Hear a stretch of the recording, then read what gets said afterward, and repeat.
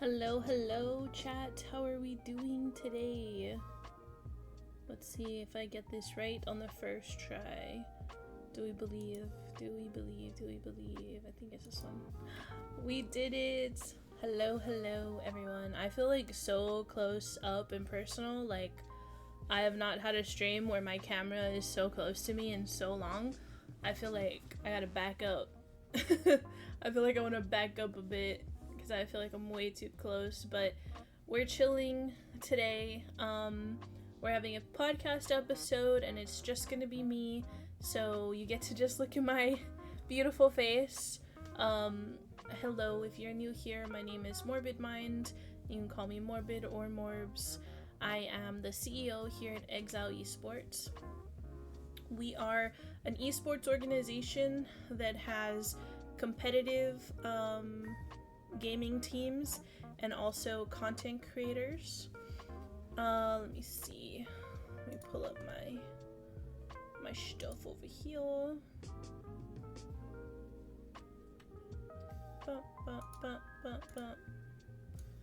And if you are watching live, hello, I am live on Twitch. But we will also be uploading this to YouTube, so if you want to watch it on YouTube, you can go ahead over onto our YouTube channel and watch it later if you can't watch it now. And then if you want to watch the VOD on Twitch, I think it'll only stay up for like a month. So you'll have a short amount of time to get connected in that way. But yeah. Today I'm just going to be kind of talking off the top of my head. I didn't really write anything down. I usually write topics down and I have questions and stuff for our guest, but since it's just me, I thought I would just yap to you. But the topic for today is Disability Pride Month, which at one point was called Disability Awareness Month, but now we've since moved on to Disability Pride Month. But yeah, I'm super excited. Hello Yoshi, hi Coffee, welcome to chat. I appreciate you guys being here and anyone else who's lurking. So yeah, we're gonna go through a couple of things and about Disability Pride Month, and then at the end I can yap on about Xzile and talk a little bit more about Xzile. Depending how long the stream goes, I might play some Apex with some of our Xzile members if they're around. I would like the stream to be around 2 hours long, but I know that I won't be able to sit here and yap on about the disability part of things for 2 hours, at least not by myself. And I wish we would have been able to get a guest on, but things have just been so busy and crazy preparing for August, and then I had a lot of time where I was out of town this month, so it was just a mess, but I'm glad that I at least can come on here and talk about my experience. If at any point during the podcast you have questions and you want to ask me, you're more than welcome to ask me about anything disability related. For context, I was diagnosed with dyslexia when I was in 2nd grade. It is considered an invisible disability, and it is a very common disability. A lot of people are actually diagnosed with dyslexia. So, it didn't really affect me, only in education, mostly, my years of being in education. So I'll focus on what that was like. But outside of that, I am also, I'm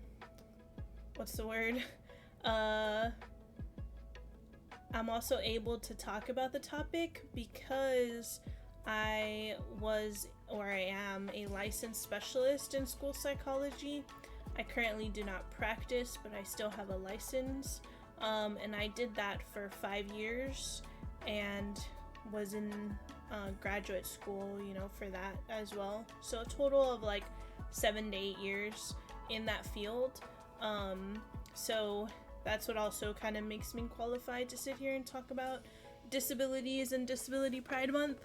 I have my experience to go off of, and then the experience of being a person who tested and identified people with disabilities in the education system afterwards as well. So lots of good knowledge up here in my brain, lots of life experience, and then work experience, and then just like book knowledge. But yeah, this is a safe space, so anything I do share, I hope that we keep between us. It's not easy to open up and talk about my life, but I do it because of educational reasons. I think it's important to have these conversations with people, and a lot of times it just takes one person willing to be open and honest about their experience and their life for them to feel comfortable with either seeking help or talking to others about it as well. So yeah, I guess let's jump right into it. Like I said, I was diagnosed when I was in 2nd grade, but before that, I was tested to be in the Gifted and Talented program, and this is kind of important because it's part of what shaped my idea of myself. Hello, Red Bunny, welcome. Hi, John Jay, welcome to the stream. I was tested for the Gifted and Talented program, and I was in it. I got into it, and then I was having problems with reading, and I had a lot of knowledge when it came to being like creative and math. I was really good at math, but reading I just struggled a lot with. Not comprehension. I was able to comprehend things and even predict things, but I struggled a lot with just reading something simple on the page. Spelling was very difficult for me too. I wasn't able to spell, especially writing things down was worse than me just spelling a word out loud. And then my handwriting was also really, really bad. And the letters were all jumbled up, and it was a problem. And my mom has been in education her whole life, worked in education her whole life, and my family as well. So she had heard about and gone to like a conference or a convention or a training or something about dyslexia. So she started to ask for me to get tested for dyslexia, and we were actually told, your daughter cannot be dyslexic because she can't be smart and dumb at the same time. Mind you, I'm gonna go ahead and tell you guys my age. I'm 30, so this was almost 30 years ago. I'm sure, I would hope things have changed since then, but at the time, I was told I could not be smart and dumb at the same time. And like I said, I may have been in 2nd grade, but I was very perceptive, and I heard those things being told to me. So, my mom did her best, and I don't blame her at all for anything. I love her. She loves me. I know she cared about me and just wanted what's best for me. But she turned around and said, well, I know something's wrong with her and she needs help. Get her help now. And that's kind of important again for like this timeline of like my story, and I think what's important to know about people with disabilities in general is like the verbiage that people use. So first I was told I can't be dumb and smart at the same time, inferencing that having a disability makes you dumb is crazy, but that's what I was told. And then my mom saying, well, I know something's wrong with her. So then having that thought in my head, there's something wrong with me. I'm dumb and there's something wrong with me. And that took on a huge I took on that as like a huge identity and as a huge part of myself moving forward. I ended up getting tested and diagnosed with dyslexia and dysgraphia. And so those of you who don't know, dyslexia is a disability. It's a reading disability, and now more so known as a learning disability. And it just means that I have trouble reading the letters the way you see a word, and you see, let's say, like Twitch. You see Twitch, and I see letters. I just see T, I, W, whatever. I don't see the word Twitch. I just see letters that don't make really any sense to me most of the time. And yeah, let me see. I'm gonna go ahead and read something that one of the viewers is saying. Also, from now on, I won't, if you guys share something personal in chat, I won't be reading your name. I will just read your comment because I don't want to call you out, especially since this stream will be uploaded onto YouTube. So know that I'm talking to you, but I won't be calling out your names. My youngest niece has dyslexia and wears hearing aids, and my oldest niece has ADHD. I sometimes forget they have these issues because they are not visible. Yeah. Yep. It often gets forgotten, and I'll get a little bit into that in my story as I keep going on with like me and what I've been through. But it's hard. I don't ever want to compare disabilities, so I'm not going to sit here and compare myself to someone else who has other disabilities, because if I sit here and compare myself to somebody else, either I'm making it seem like their disability is worse than mine, or that mine has no real like value, or boo-hoo, I shouldn't be here crying about it. I want you all to know that I'm not here to cry about what I've been through. I'm just here to explain the perspective of what it is to be someone who has a disability, who grew up in a culture and in an environment that did not want to help me and did not do anything to try to accommodate to make my life easy or even fair. And so I think that experience in itself can be then translated to anyone who has had a disability. This world is not created for people with uniqueness. This world and our society that we live in wants things to be cookie cutter and fit in this easy, simple box. And that's just not the case. We are all extremely unique in our own rights and in our own ways.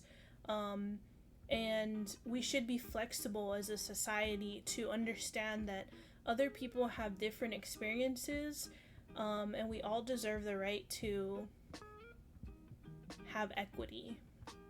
And that doesn't always happen. So, sorry, minor tangent there, but going back to like what I was saying, I had those experiences in my life, and later on I think it fed into my depression and my anxiety, because it's not like my disability has a cure, right? I still have my disability. So I was associating my disability with something that's bad, and it just constantly came up as a problem while I was in education. So, like I said, I have a learning disability, dyslexia, a reading learning disability, which causes me to read very slow, and sometimes I read the wrong words altogether. I will say, as I got older, things started to get worse when I would get anxious or nervous, because now my body is not able to really sit and focus and think about like what I'm reading to try to comprehend what I'm looking at. I'm like worried about I need to be faster, I'm being too slow, they're gonna think I'm dumb, you know, blah blah blah, I'm gonna get a bad grade because I can't read fast enough. You know, then you start getting those social pressures put onto you where like kids are gonna laugh at me and say that you know, back then, again, 30 years old, back then worried about, oh, kids are gonna say I'm special, or I belong in one of those classrooms, and I was a kid, you know, so I cared about those things, and I cared about the way people looked at me, and I cared about the way adults looked at me, and I just constantly felt like, oh, I'm dumb, I need to be faster. Oh my god. Why did I get 20 million alerts on my phone all at once? Holy shit. That was crazy. Okay, I'm muting. I turned off my phone, sorry, that scared me. But yeah. Hello, welcome to chat. So when as I went through school in middle school and high school, you have your standardized tests, and I started to get accommodations to help me because of my disability. I got extra time, so time and a half. So if they let you, if your test was an hour long, then I got an hour and 30 minutes to take it. I got the time that they were going to give and then half of it to take the test. I also got a bigger font, so it's size like 20 maybe, which is huge, like 16, 20 or something, font, and I would get notes given to me, so either like the PowerPoint would be sent to me, or someone would take notes from me, or they would give me copies of someone's notes, and then I also got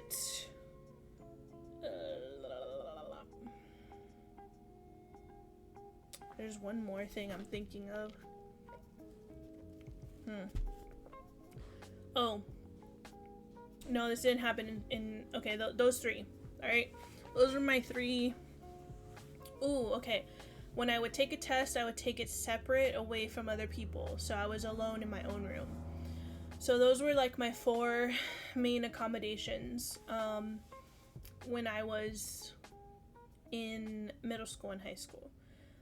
When we took our standardized tests, though, things got a little difficult for me because I wasn't in the room with my regular teacher who knew me all the time. Because I had the accommodation to go test somewhere else in a quiet space by myself, they would put a random teacher, administrator, counselor, nurse, like they would put whoever to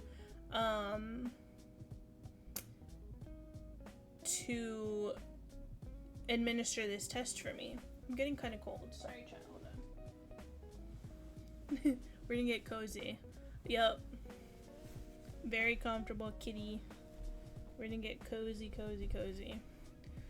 So, because this random adult would come now, take me out of my classroom to go test me, they didn't know me.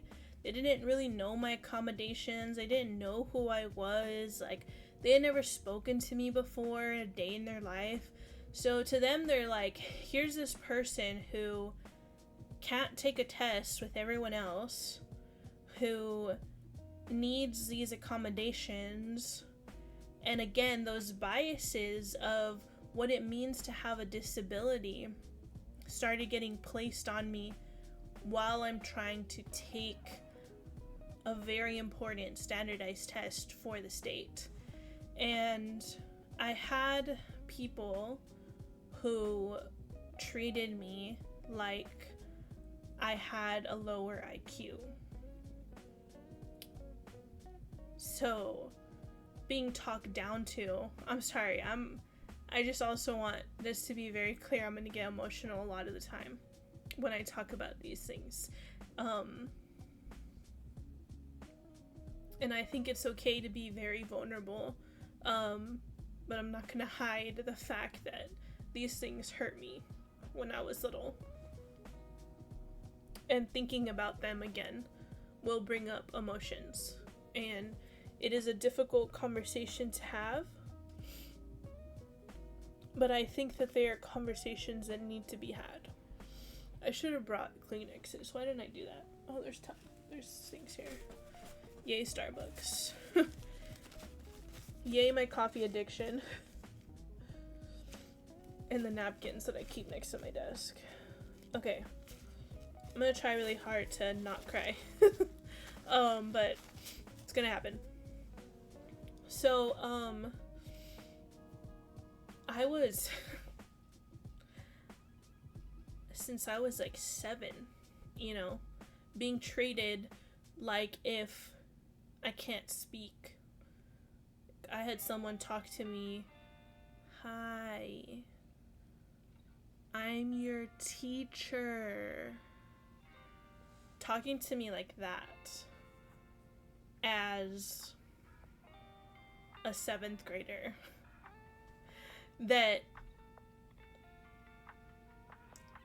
actually has an above average IQ was crazy. And just kept drilling into my mind that my disability made me dumb. And that's not the case at all. I struggle reading. That's it. I struggle with reading, but society doesn't see it that way. You have a disability, something's wrong with you, you are less than, and I started to really believe that and carry that weight as a young child. And that happened often because, like I said, these were people who I never knew that would pull me out to test me. So I didn't know them, they didn't know me, they didn't know anything about me. So I would just have the rudest people. And then when I was a junior in high school, your standardized test that you take, you had to pass it to graduate. And you take it your junior year because if you fail, you have a chance to take it in the summer again, and if you fail, you have a chance to take it when you're a senior twice, you know, like, so that you have all this time to take it. I don't know if that's the same with other states, but I'm in Texas, and that's what the deal was. So it was a big important standardized test day. It's, you know, fucking game day, baby. This is all or nothing. You gotta pass this so you can graduate. And mind you too, I was graduating with honors. I started taking college classes when I was a junior.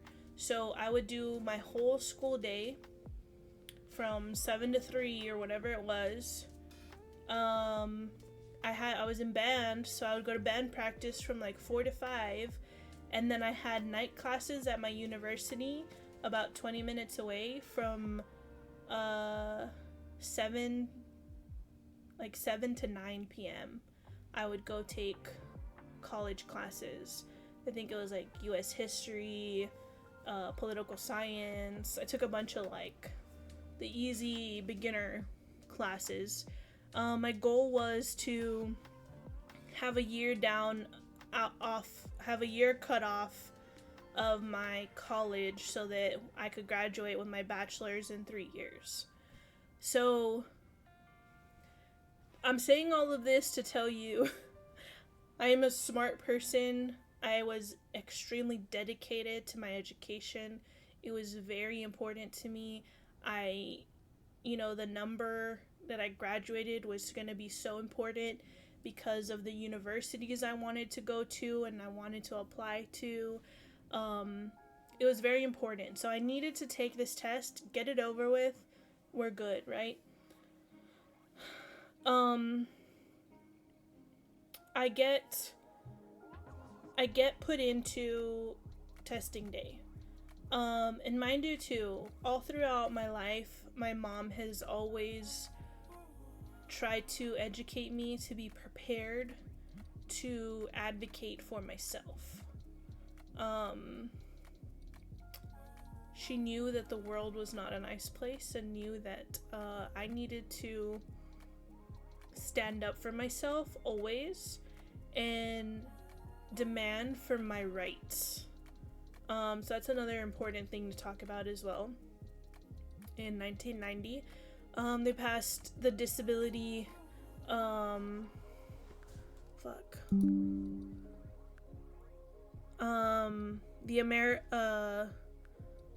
American with Disabilities Act, the ADA Act, in July. So that's why we celebrate this in July. They passed that so that people with disabilities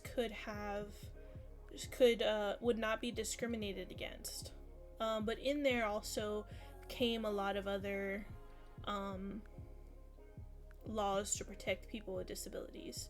So my mom always taught me to be prepared. She told me what my tests looked like, what my test was called, and she even told me about other tests. So like I said, I had the big print, so instead of the like 8x11 inch paper, mine was huge. Like, it was long. It was really long because the text went from 11 to 20 or whatever, 16. So it was a big ass like test. And I'm sitting in the room and the teacher, the proctor, is standing by the door, right, while the kids are walking to their classes. I'm sitting at my desk, I'm eating my food, and I see the test in front of me, and I'm like, that's a small, normal test. That's not my test. And I look at it again, and I think it literally said something like, simplified test, questions 1 through 12.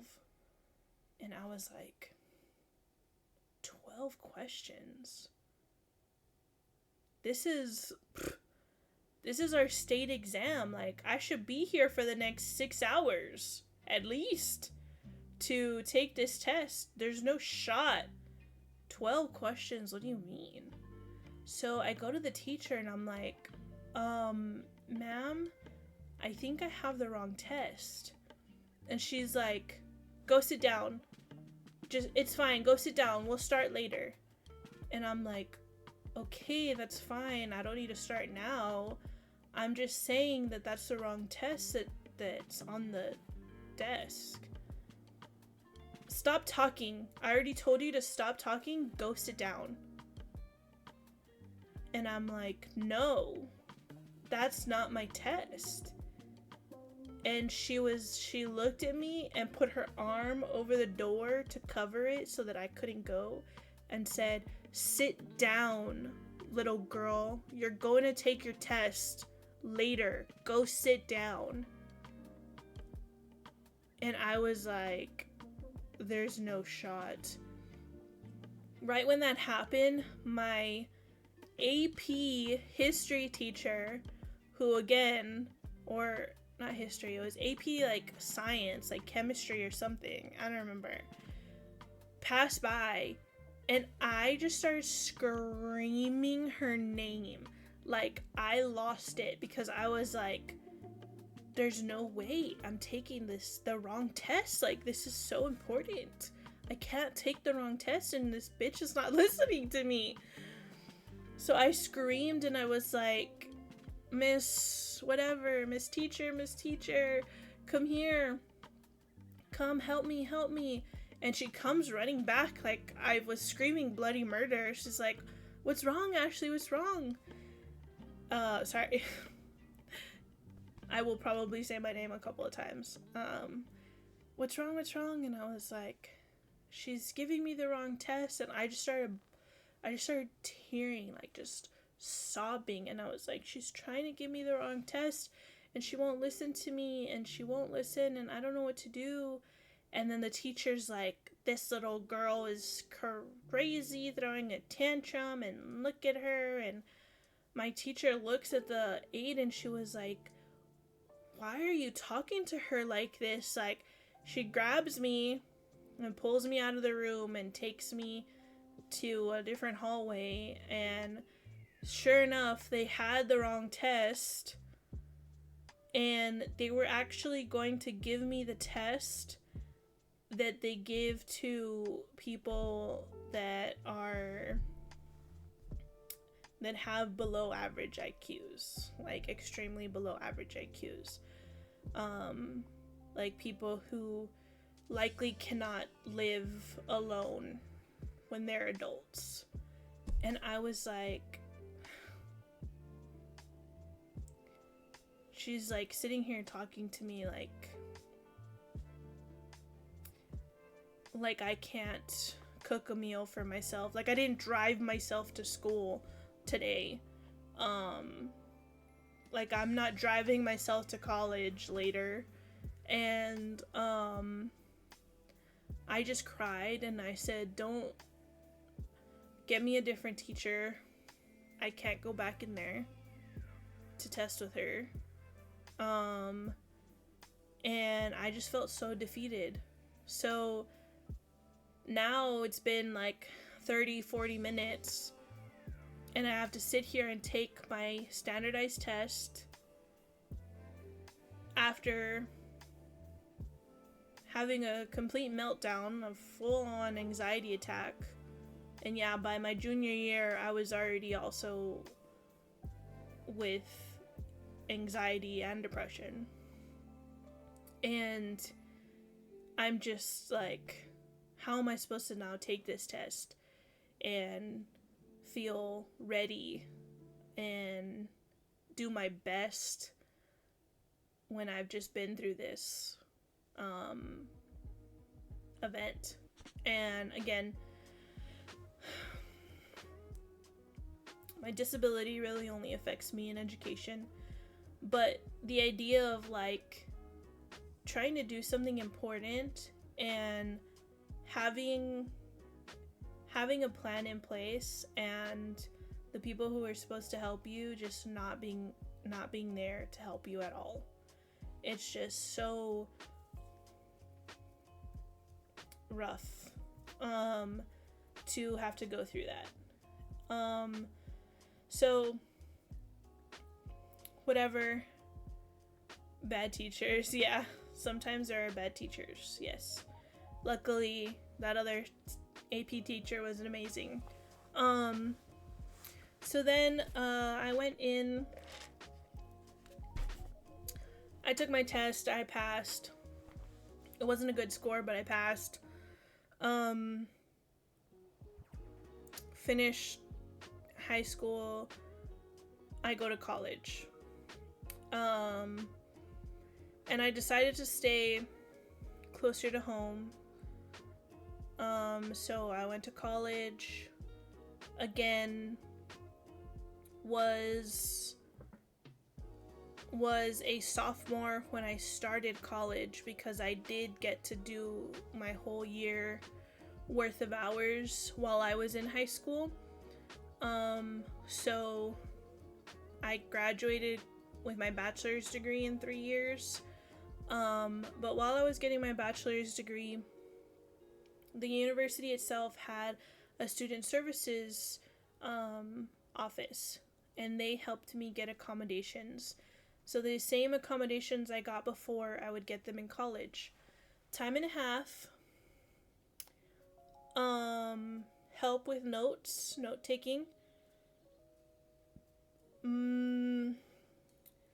testing in a separate area, and audiobooks. This is where audiobooks got added, and it was extremely helpful for me. They were lifesavers to have an audiobook. Oh my god. So I go into one of my classrooms, and this time, because you're in a university, you have to advocate for yourself. So the student services office would give you a note that explained your disability and had all your accommodations. And what I had to do was go take my notes, deliver the notes to the professor, and then send an email with basically all the same information, letting them know what my service, that I had a disability, what my accommodations were, and yeah, that was it. I didn't have to tell them what my disability was. So you do not have to disclose what your disability is. You just have to tell them you have a disability. So, I go visit, I give my professor my note, and he's like, okay, thank you, whatever. Send him my email. This was my neuropsychology professor. And he emails me the next, like that week sometime, and says, hey, do you mind stopping by my office? And I got really excited because now, as you know, I went on and got a psychology degree. So I was like, cool, my psychology professor wants to meet me. Like, I'm so excited. I don't know what or how, like, this came about, like, but this is really awesome. Maybe I can get, like, an internship or work or apply for, like, a study job or something. So I go into his office, super excited. And he's like, I got your note about your disability. And I said, yes. And he's like, what's your disability? And again, I knew my rights, and I knew you're not supposed to ask me what my disability is. But again, me being dumb, I guess, and thinking like the best in people, I was like, I don't know, maybe he just wants to know, like, so we can talk about it or something. I don't know. So I told him I'm dyslexic, and he said, oh, how were you tested? So I told him how I was tested, and he said, I don't think that that's real. You weren't tested by a neuropsychologist, so I don't think you have a disability, and I don't think you should be getting services.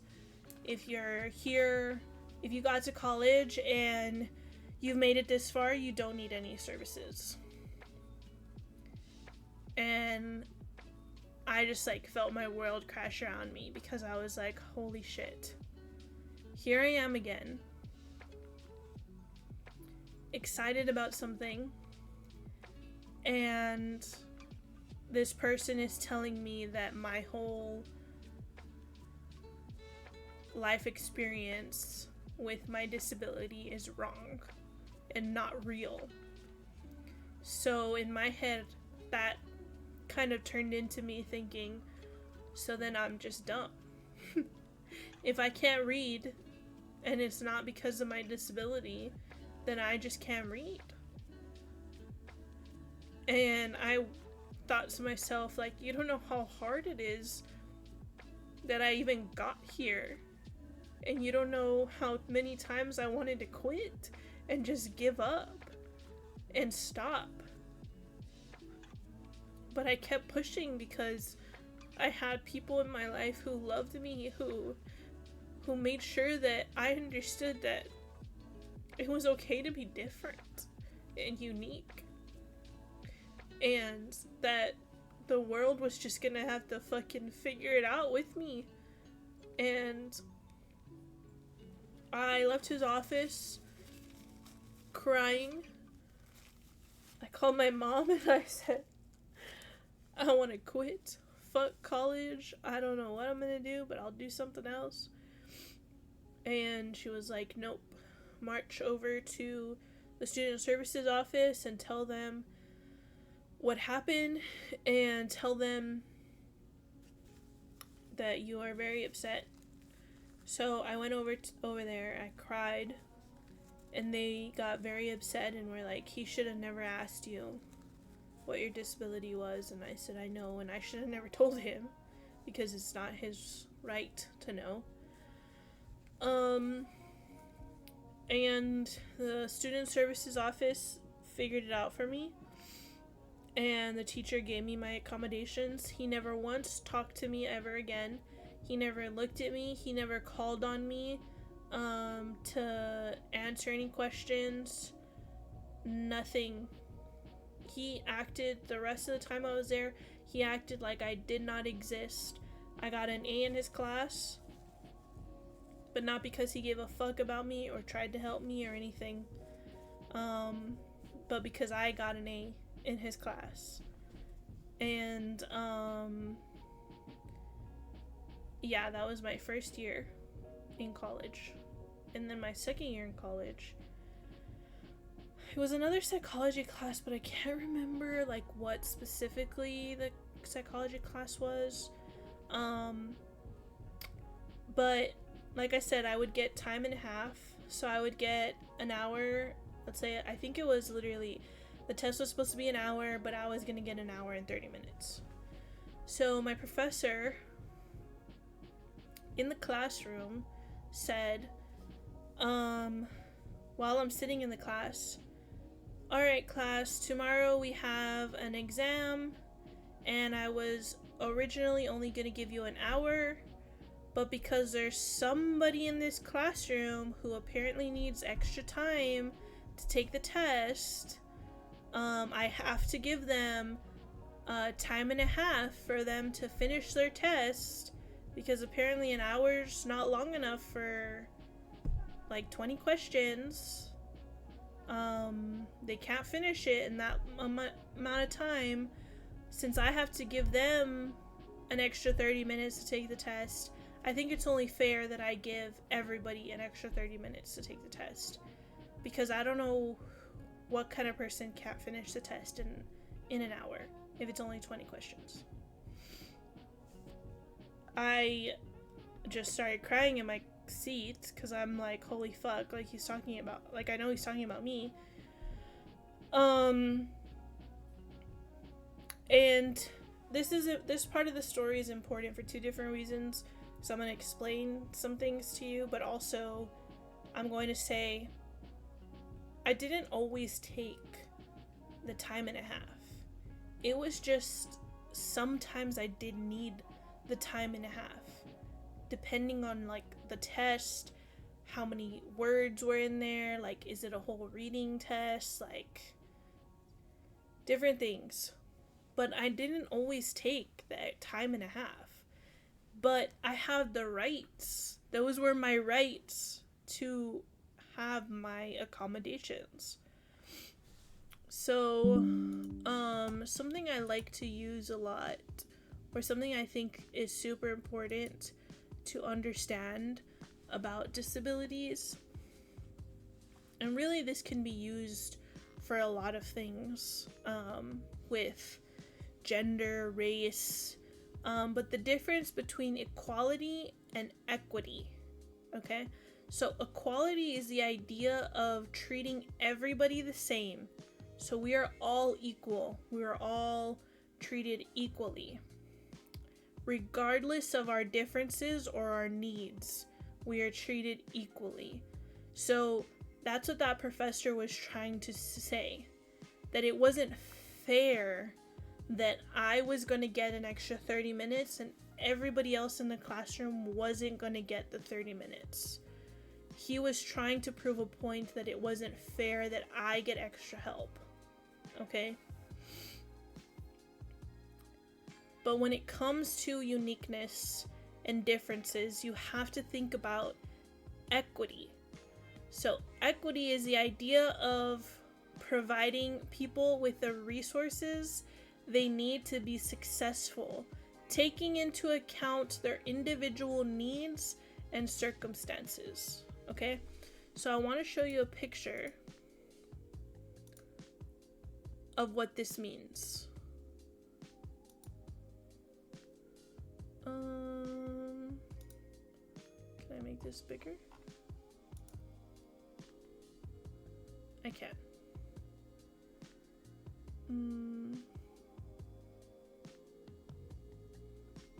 Okay.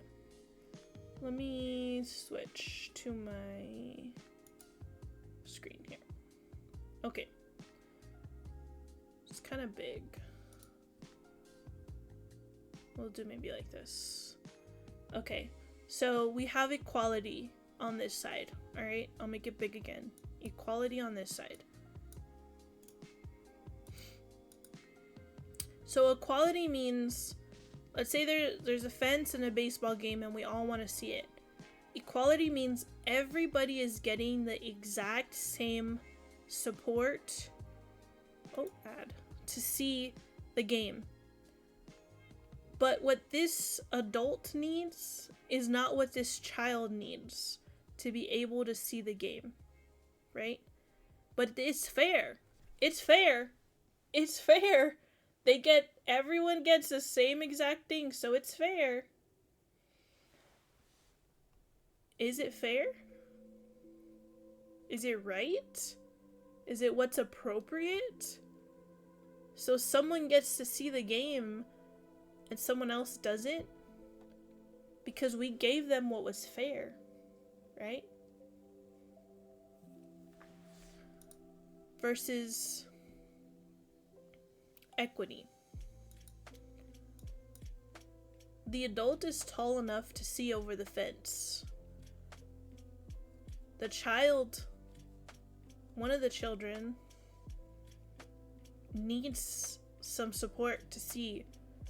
But the baby, he needs double of the boxes to be able to see over the fence. So this is equity.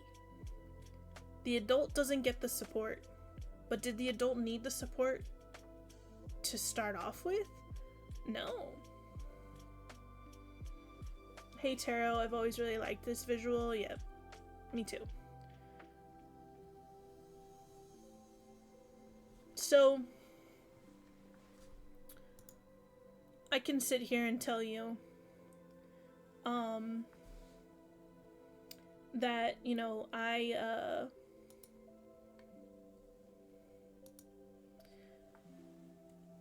just went over the fact that I had a whole college year done while I was in high school.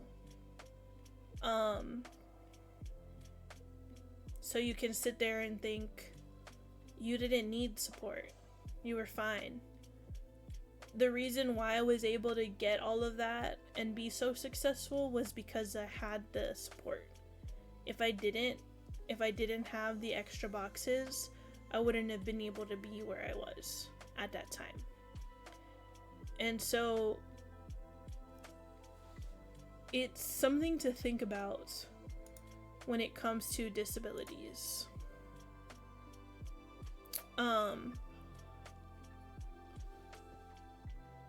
It's very important to remember and to think about this. I don't know if there were other...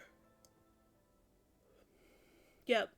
Equality is sameness and equity is fairness.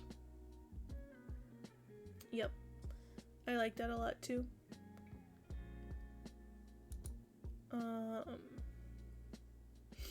Here's another one for a visual for like a physical disability.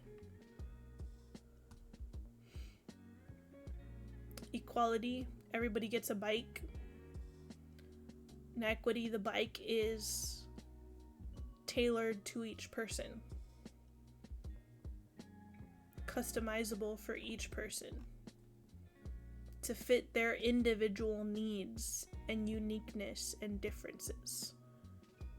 And this is what is so important when it comes to disability awareness or disability pride, is to know that I can get from point A to point B.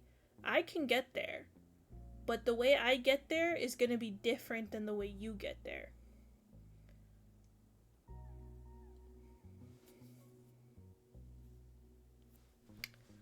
You know? And I enjoy the fact that they changed the month to Disability Awareness, Disability Pride Month, because it's not easy to ask for help. I mean, that's just a blanket statement that anyone can agree to, right? It's not easy asking for help. But asking a world to help you that means that they would be going out of their way to do something to help you, a random person, is difficult. And I think it takes a lot of courage to be able to do that. And it wasn't something I just had. You know, like I said, my mom, I had people around me who made sure that I fought for my rights. But yeah. Let me go back over here. And I think I can close this. Come back here.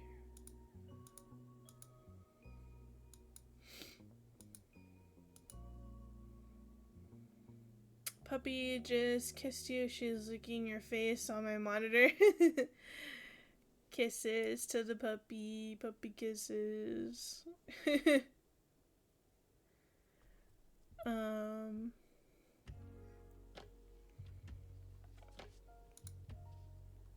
But yeah. So that happened while I was in undergrad. I ended up graduating. The people at the student services office were so helpful always. They always did everything to help me and made me feel like I had a team behind me that wanted to see me succeed. And then I went on to my master's degree. And I decided to go to a private school. Biggest mistake ever. Don't go to private schools. Whether you have a disability or not, don't go to private schools. Unless you got money, honey. But I went to a private school. And the student services office was not helpful whatsoever. I had the most difficult time getting support ever. And now I had already been through all the BS in high school, all the BS in my undergrad, that I had a little bit thicker skin, but I did not realize I was about to meet my match. And ironically enough, I was going to get my master's to test and identify people with disabilities who are from the ages of 4 to 21. So I was going to study to be the person that I needed when I was growing up, basically. So I was just very much so in that world of helping people with disabilities and all sorts of disabilities, not just mine. So I go to the student services area. I have my folder ready of my documentation of how much I had been tested before, my services. I had just newly gotten tested again because I knew that I needed to refresh and update my documentation. I had a list of my accommodations and how long I had been getting my accommodations. So I gave them my paperwork and they said, "Oh yeah, we can help you with some of these things." I'm like, "Some of them? What do you mean some of them? That I have a right to my services. You should provide them."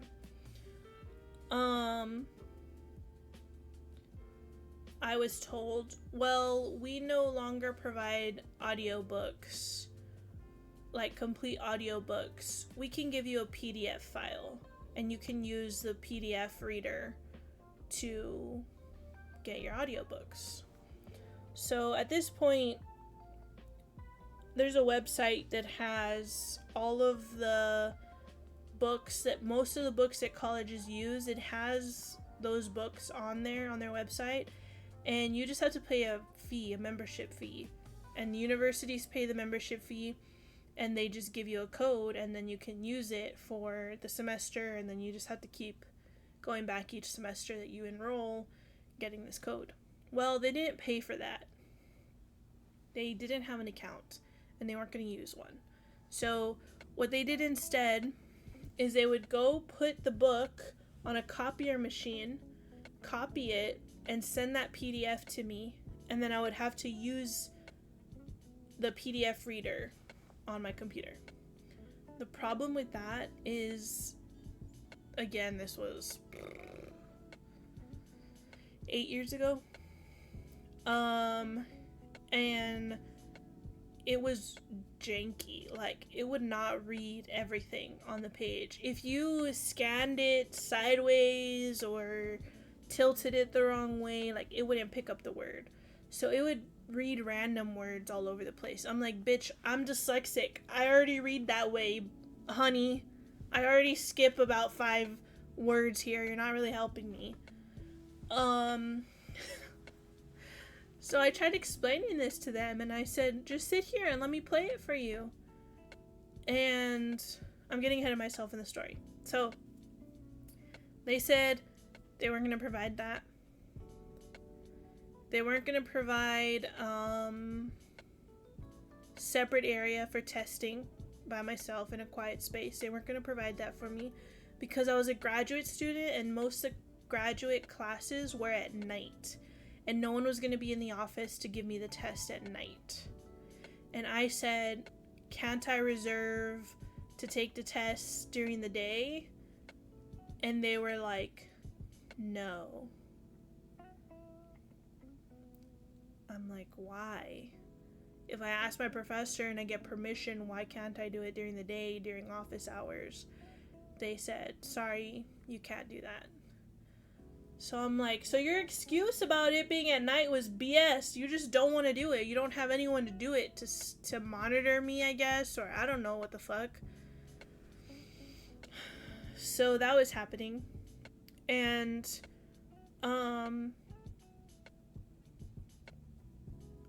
I went to talk to my professors, and I told them the situation.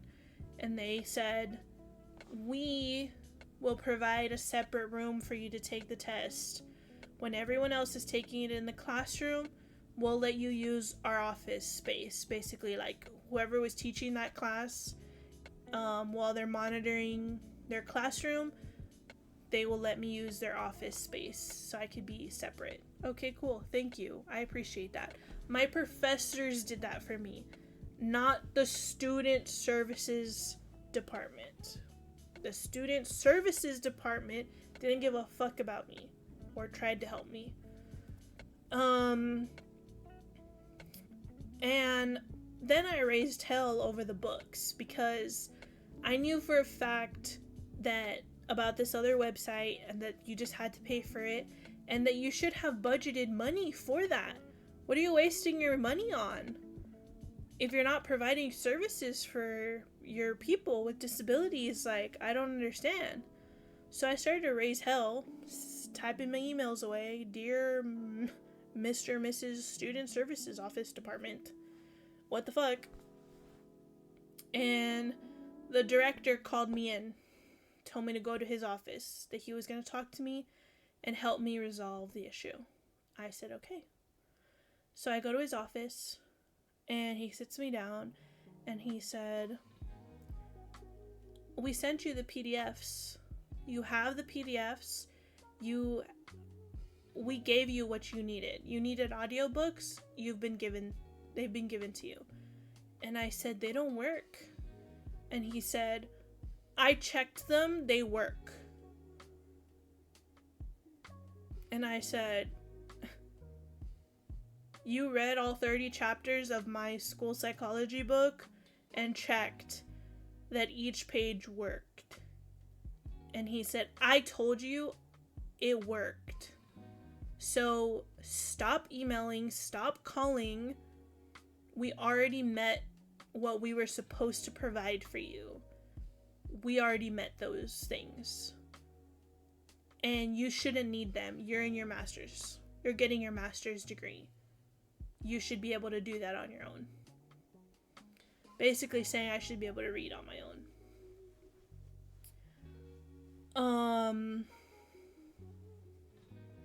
When he was talking to me, he asked me to sit down, so I sat down. He did not sit down. He stood up and was talking over me, down to me. And again, I'm a very perceptive person, so to me that was like a I'm big, you're little. Going back to my childhood, I'm smart, you're dumb. I walked out of that office in fucking tears. Again, calling my mom. Like, maybe I made a mistake. Maybe I should move home. Maybe I should not be here doing this.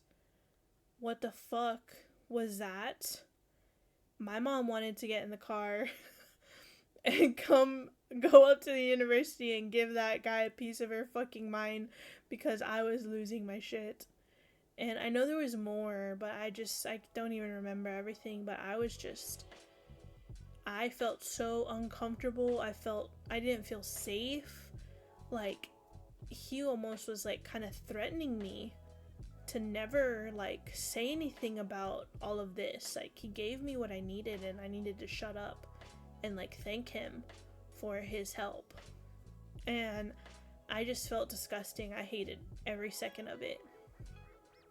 And I went to my professors and I told them, and they said, no, we'll give you extra time. We'll do what we can to help you in any way possible. And they did. They helped me a lot. I got my services through them mostly, not through the student services department. So that was a horrible experience. And I told anyone and everyone that I could tell my story. Anyone who was willing to listen to me on that campus, I told them how shitty it was. How that man treated me so fucking shitty, and how if I would have been an undergraduate student, I probably would have quit and left. And I said, I wish I knew your stats. I wish I knew your stats on people with disabilities here, because I can guarantee you that it's lower than what it should be. It's lower than what the average should be for any school here, because there's no fucking way that people with disabilities are accepted or welcomed at this university. I was pissed, bro. I was so mad. Ironically enough, there's two ironic parts to the story. Ironically enough, not in a fun, good way, but I ended up like, I won't explain what happened because it was kind of stupid, but I hurt my foot very badly. You can imagine. I hurt my foot very badly, and I could not walk on my foot. I had to have like a minor small surgery, and I could not walk on my foot. And I lived in the dorms at this time, and I lived on the second floor of the dorms. Well, there was no elevator in my dorms because this school was so old that they did not have elevators. And the school never remodeled on purpose so that they didn't have to abide by ADA law to get elevators. I think I hysterically laughed while I was in the most pain I've ever been in my life after my foot issue, because I was like, bruh, there's no fucking way that now I am also temporarily physically handicapped, And I have to sit here and realize these people never gave a fuck about anybody with any kind of disability. They did not care about it at all. I was, oh my god, I lost it. I was like, you gotta be kidding me. There is no way. So they told me the best we can do is temporarily move you to a dorm on the bottom floor. But we have no one to help you move.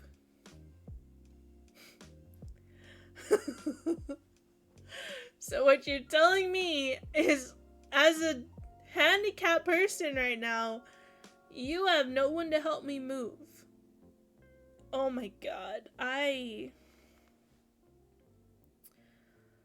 told my mom I might get myself arrested on the bullshit that I'm about to throw. Like, I swear to God, I lost it. And hello, Flop, are you back? Can you hear me? Because I can make a comment now if you're back. Oh my god, I was pissed. I was so mad. So, that's BS because Harvard has elevators. No, so if they can add elevators if they wanted to. But if your building was built before a certain time, you did not have to abide by ADA law of having elevators, ramps for people with that are in a wheelchair. As long as they could make improvements, I think, but they could not make like structural changes. If they made structural changes, then they had to abide by this law. They could have done it. They could have put an elevator in there, but they didn't. And they were fine with it because by law they didn't have to. So I lost my shit. I told my professors. I went on a rampage about it to, like I said, anyone who would hear me. And I was like, your school does not care about people with disabilities of any kind. And maybe a month later, I get called into a meeting with some of the higher ups there. And they said, I should have called the news. I really should have. They told me, we heard about this really cool honor society for people with disabilities, and we would like for you to be the founder of this for our university. I laughed. I laughed and I looked around like, am I getting punked? What is happening right now? And initially I said no. No. No. And then I thought to myself, this is not about me. This is about other people. And if I get to be the founder of this, maybe I get to talk to other people with disabilities and remind them that the way they're treating us here is not appropriate, and we should never settle for less. If someone is not giving you the support that you need and your rights, then you should get the fuck out of there. So I started, I was the founding president of an international honor society for people with disabilities. We had our first meeting, and there were about 5 different people there. And I started off the meeting telling them that I was extremely happy and proud to meet them. And I said, none of you ever have to disclose what your disability is, but this is my disability. It is an invisible disability that, you know, people often shrug off as nothing. But that's further from the truth. It affects me, especially back then. It affected me in my daily life, and I needed support to be successful. And that I was not ashamed of who I was, and I was not ashamed to ask for help if I needed it, because I deserved those rights. And that's why we have laws to protect people with disabilities. And afterwards, I met someone who was also dyslexic, and she said, I was scared to come here because I thought that what I go through is nothing compared to what other people go through. So it felt like I was insignificant, that my pain and my suffering was insignificant. And you made me feel heard and seen, that my pain and my struggle was real, and I should not be ashamed of it. And that meant the world to me, and fuck that university, but I'm glad that I had the opportunity to meet and help other people, because that is priceless. That is priceless. And our first class of graduates, I got to meet some other people, and seeing all of them there with, you know, 4.0s while they're, you know, proudly with their disabilities, and it just was awesome to be a part of.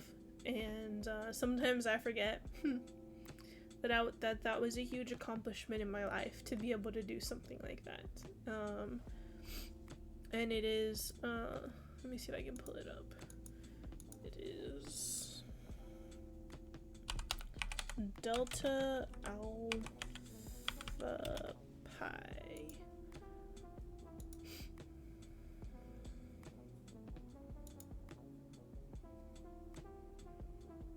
Delta Alpha Pi is an academic honor society founded to recognize high-achieving students with disabilities who are attending colleges.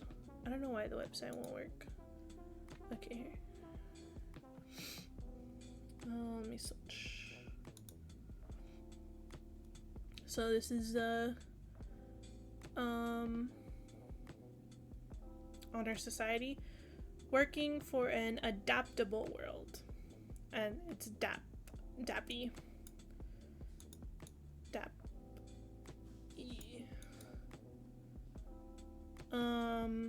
Blue. Okay, dyslexia. Chat, what does this say? Oh yeah, I have my thing, I think. Play. Perseverance. Yeah, so I don't know if a lot of you knew this or not, but I actually have this. This is something that you can download through Google. It's an extension on Google that'll read for you. So it's still something I struggle with and still have to deal with. And luckily, technology is great, and I get the help I need. But blue, perseverance and justice, and gold, the pursuit of excellence.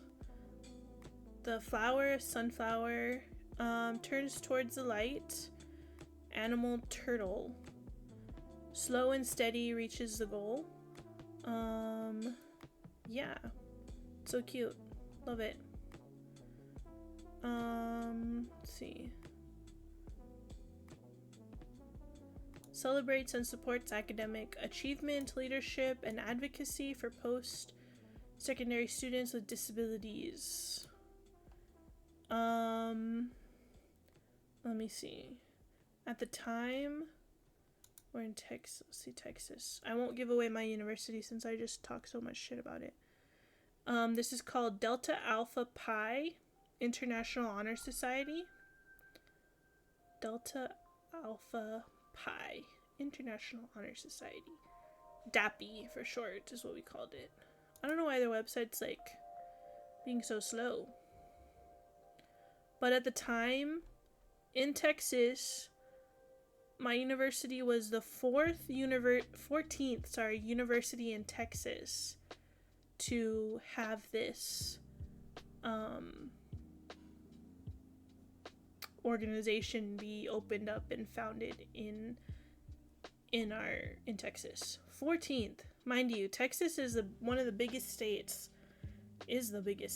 and lots of universities. 14th. It's crazy to me. And I can bet you that there's still not a lot. Okay, here. Oh, it doesn't give you a list. Oh. Wait, is that still it? Is that it?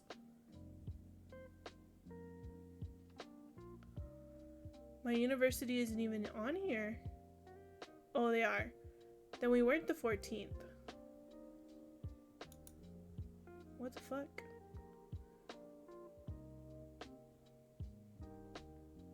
One, 2, 3, 4, 5, 6, 7, 8,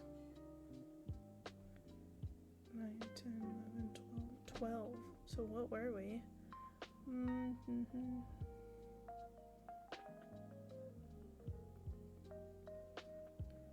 Oh, are they in order?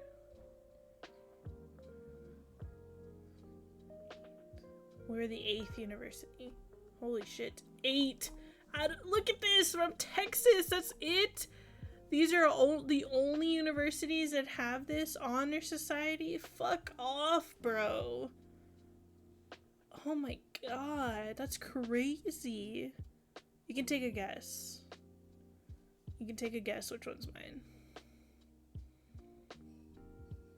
I'm curious, low-key. North Carolina.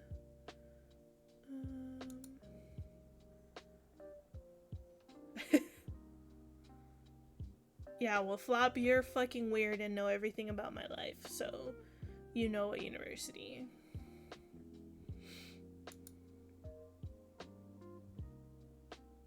Why have I been saying 14 for so long? I'm trying to click North Carolina.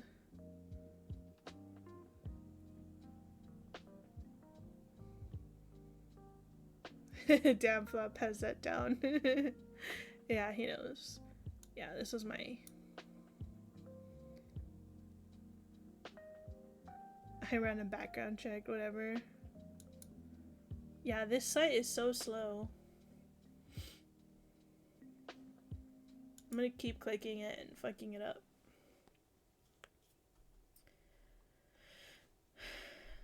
Yeah. Well, we'll see. We'll wait for it to load. But crazy. North Carolina. Oh, 1, 2, 3, 4, 5, 6, 7, 8, 9. 9 universities.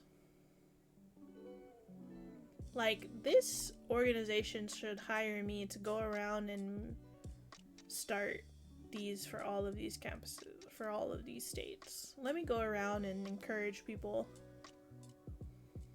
9 is not bad for North Carolina. Guess so. What about California? California is a big state. Let's see. 5,000 years later, right?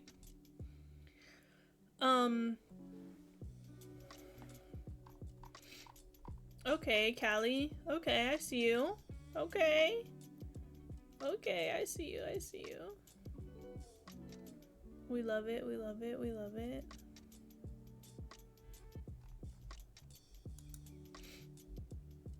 Okay. So but for real though, shout out Bush for signing the ID Act. So yeah, I after college, after all of that happened, I graduate, I start my internship for to become a licensed psychologist. You have to do an internship, and then you can take your licensing exam. There's 2 exams to take as a psychologist. Ethics and law, that's one exam, so it's all on ethics and law, and it's tailored to each state. And then you have to take a exam on like the actual psychology. And for both of these, you can get accommodations with a disability. So I started applying early on to get approval.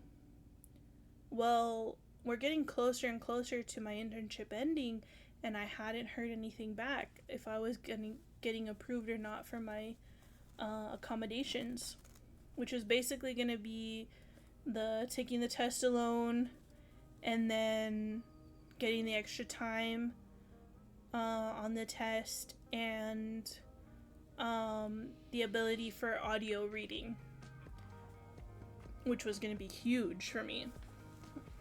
So I was waiting and waiting, and I was starting to freak out, like, holy shit, I haven't heard from these people. It's been 3 months, haven't heard anything back. I don't know, like, what I'm gonna do. I'm stressing out. And someone in my internship program who was getting licensed to do what I was gonna do, which, like I said, basically 50% of what I did was testing to identify if children had disabilities, and then creating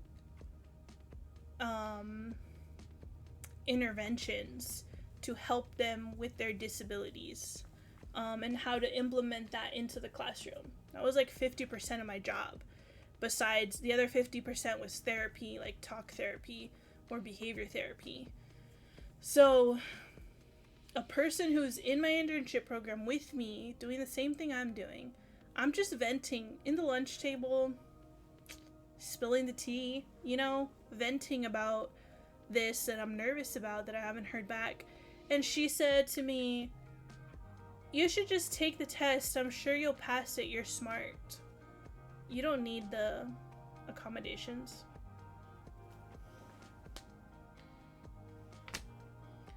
Brother, I was like, there's no fucking way.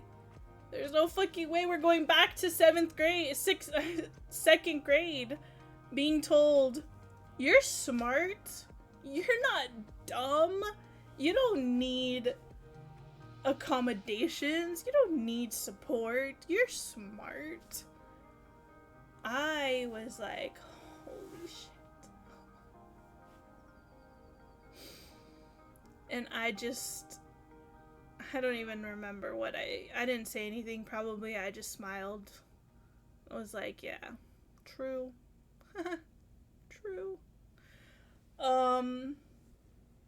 But like I said, some people just do not understand the weight of their words. And it's easy to think because you do not see the disability, it is not there. But the truth is, it's still there, still very much so a part of my life, still something I struggle with. Funny enough, morbid lore, I guess. If you ask me to play Jackbox games, if you ask me to play Scrabble, even, what's the game that we like to play? I've played it before, but I don't like playing it. Where you draw. Freak, I think it's on Discord now too, as an option. Let me join random VC. Start activity. Gartic phone. If you ask me to do any of those Gartic phone kind of games, my answer would likely be no. Because I still get so much anxiety at the idea of having to write something to you. In Gartic Phone, you have to come up quick with a prompt to say, like, draw a duck. I get so much anxiety thinking that I'm going to misspell duck that I don't want to play that game. Not even with my closest friends. I don't want to play it. When you have to draw, then you draw, and then you have to guess what you see. I'm sitting there panicking, like, how do I spell this? How do I spell this? Did I spell that right? I don't know. You know, because it's so easy, we all just, like, make fun of each other and, like, joke around and stuff. But it's very much so an extremely sensitive topic to me when someone makes fun of the way I write or read something. And my closest friends, like Flop and She-Hulk and Coffee, that have been around for a long time, I would even say Spets and Chaos now at this point, like, no. If I'm struggling with a word or spelling something, like, just say it for me, just spell it for me, just write it for me, because I'm panicking. I'm sitting here on the other side of the computer panicking because I don't know how to write duck or whatever. Gartic Phone gives me anxiety too. Yeah, I have fun. I like drawing. I love seeing what people draw, but I get a lot of anxiety. But I definitely will not play Scrabble. Words on stream, don't really like it. Any of the Jackbox games, because a lot of them you do have to write stuff down, or you have to be able to read fast. Hate it. Things like that, you know? So it still affects me in my everyday life. A lot of Xzile stuff, like our contracts, our handbook, our applications for, like, sponsorships and stuff. I send all of it to Chaos the King and ask him, please proofread it.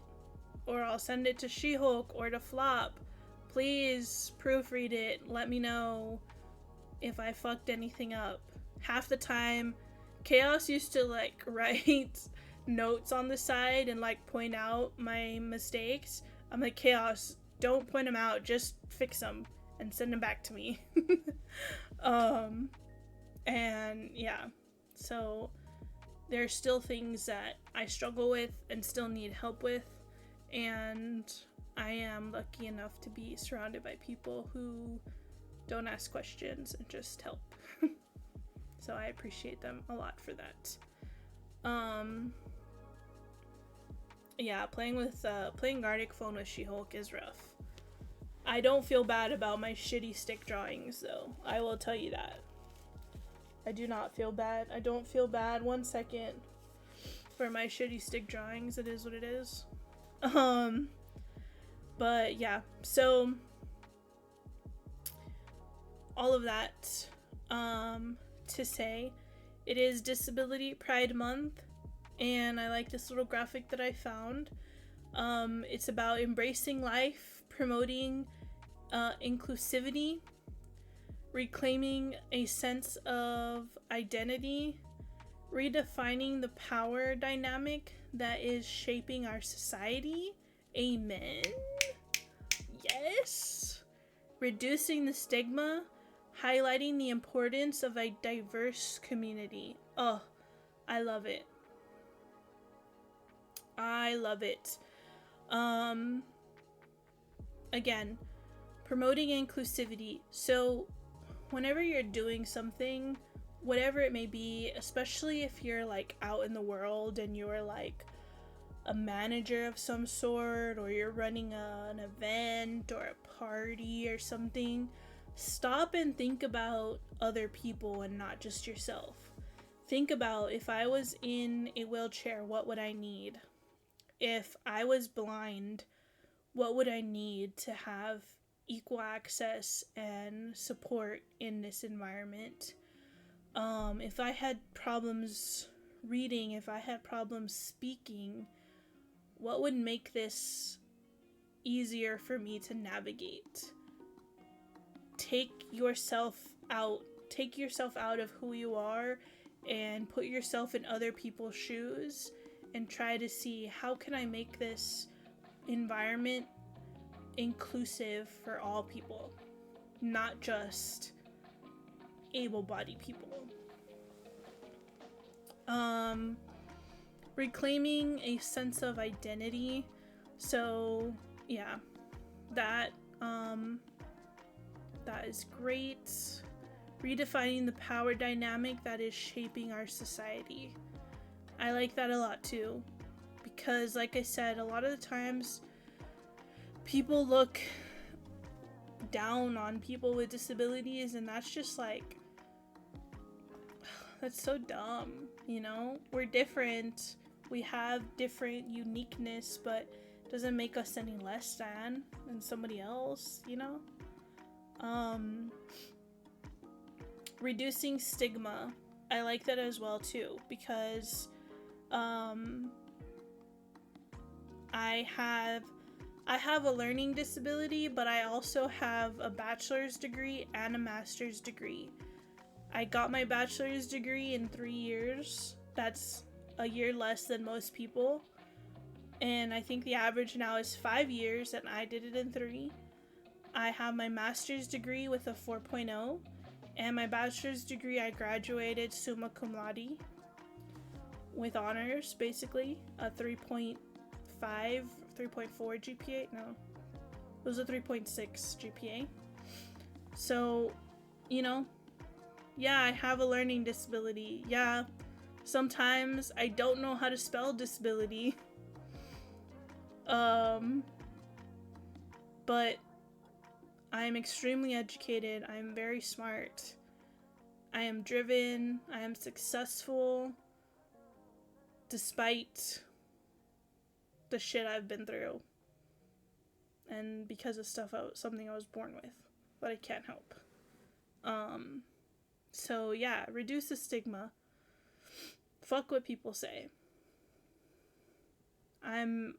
My disability doesn't make me unable to do things, just makes me different. And highlight the importance of diversity. So again, it's important to have diversity so that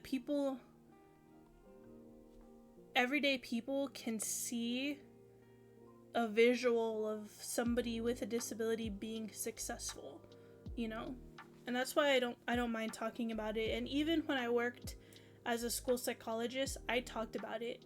Sometimes I would feel comfortable enough to tell parents. And I would tell parents, your child, just because your child has a disability doesn't mean that they cannot be successful in life. Will it be harder? Maybe, yes. Will it be difficult? Yes. Will you have to learn and teach them how to advocate for themselves? Yes. But it does not mean that they cannot be successful. And I would tell them, I have a disability, and I am here with a successful job, a successful career. Your child will be able to do this too. And that's not to say, you know, if you're paralyzed from the waist down, obviously you have to have some realistic expectations. Well, you're not going to be able to run, but that doesn't mean that your life is somehow less than, or you can't have huge goals for yourself. Like, there's some people who are body, what are they? Powerlifters. I mean, the strength that they have, I could never. And I physically am fine. You know? It's just different. We're just a little different. We can get from point A to point B. It's gonna be a little different. Might be a little harder. It's gonna be some work, but we can do it. So yeah, I really liked that picture of that.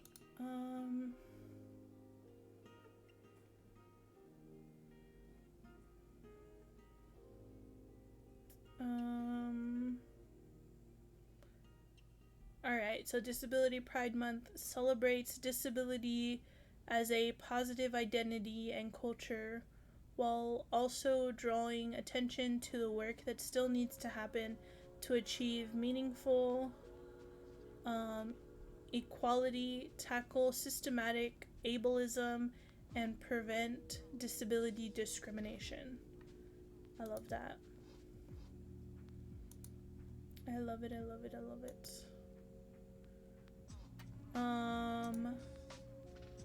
But yeah, if anyone, does anyone have any questions or comments or concerns about Disability Pride Month?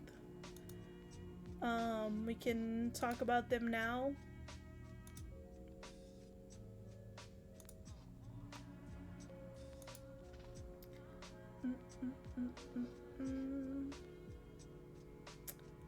If not, we can probably then raid.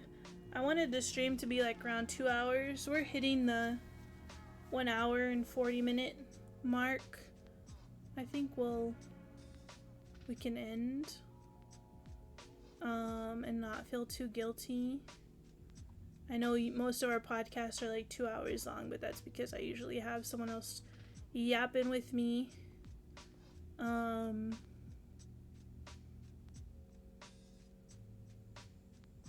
Let's see.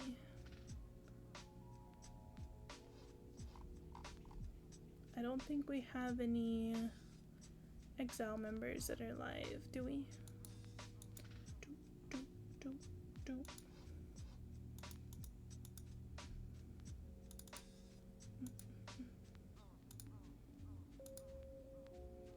Pulling up all the wrong stuff. All the wrong things. Oh, I don't mean to do that. Yeah, we don't have any Xzile members that are live. Let's see, who could we raid?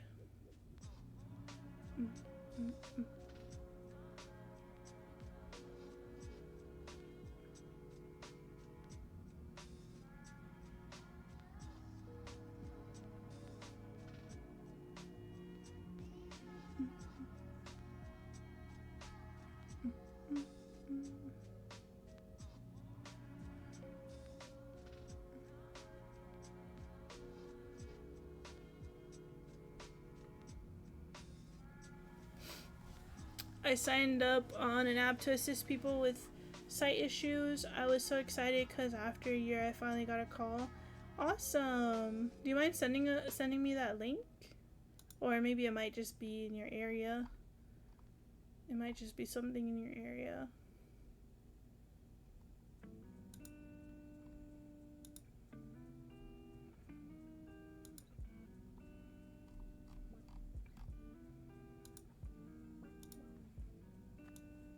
Is it something just in your area or something we could all look into and sign up for?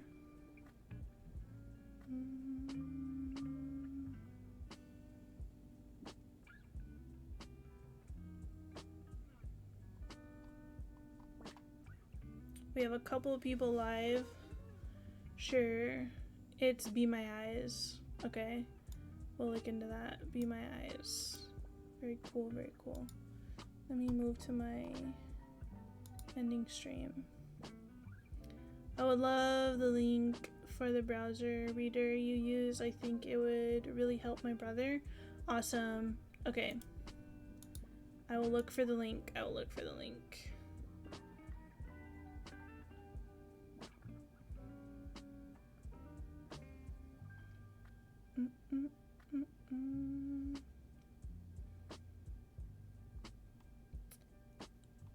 We could raid someone who's playing Overwatch, Resident Evil, or Roblox. What do we think?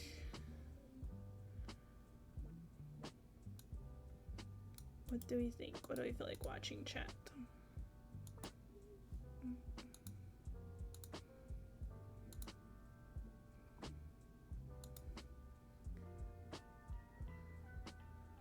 I'm guessing Roblox.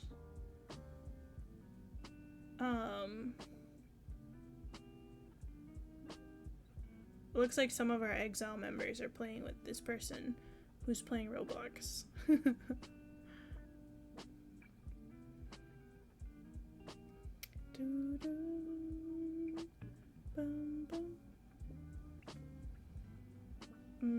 Just waiting for my ad to go by. And then we'll start. Let's get to the raid. So yeah, if you guys ever have any questions, you can always come by and hang out in the Discord and vibe with us. We have a lot of events coming up. We have our 1-year anniversary happening in August. We're going to be doing a Valorant, Overwatch, and an Apex tournament, 3 different weekends. So it's going to be a very busy very busy month for us in August. If you want to play in the Valorant tournament, the signups are already going, so you can go sign up. If you have a team, sign up as a team. If you don't, you can post looking for team. And let's see. If you want to, what was I going with this? I don't even know. Oh, my stream schedule. I will, for Xzile, we will probably not be live again for a minute. We should have something happening soon. I think the next live for us will, be our 12-hour celebration. We're going to be doing a 12-hour stream here where I'll be playing different games with different content creators. That's going to be happening August 8th and 9th. So if you want to, you can come hang out for that 12 to 24-hour stream. We'll see. We'll see what I can do. But yeah, we're going to go raid Xzile. He is a good, wonderful friend of ours who is streaming Roblox right now, and I believe Spets, Chaos, She-Hulk are all playing in it as well, so those are all a bunch of awesome Xzile members. Who knows, maybe I will install Just to Impress and play right now too with them. We'll see. But I hope you guys have a wonderful night. Thank you so much for hanging out and vibing with us on the podcast episode today. If you like this, there's more podcast episodes you can watch on our YouTube channel. We appreciate you, and I hope to see you in the next one. You have a good night. I'll see you later. Bye-bye, friends. Bye.